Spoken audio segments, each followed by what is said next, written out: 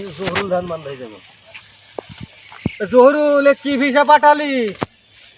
কি রে ধান বানতে বানতে যে মলাম রে জহুরুল, ধান বানতে বানতে মলাম রে জহুরুল। আমি কুষ্টিয়া জেলার ছেলি, আর তুই আমাকে ধান বান্ধা ভিসায় পাঠালি, আমাকে তো ধান বানতে বানতে মলাম জহুরুল। এ তুই কি করলি জহুরুল? বান্ধে বান জহুরুলের ধান বান। আমার জীবন যে শেষ হয়ে গেল ধান বানতে বানতে। তুই কি ভিসা দিলি জহুরুল? আরে জহুরুলের ধান একটু বান দেখ রে।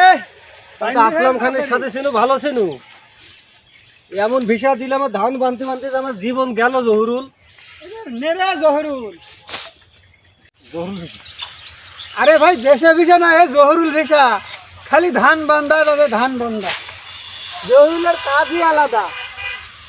জহুরুলের ভিসা যে পাবে সে খালি ধান বান্ধি বান্ধি মরবে।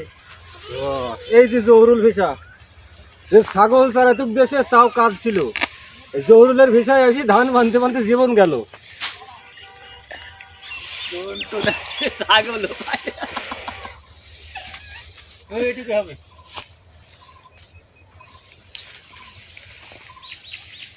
আরে ধান রে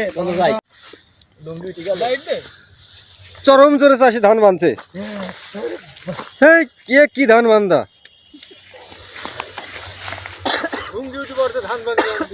ধান বান্ধার চোদনে তার আর কোনো দিকে খেয়াল নাই। একেই বলে চাষি।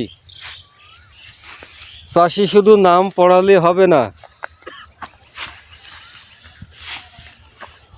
এবার আমরা সরাসরি চলে যাবো আসলাম খানের কাছে।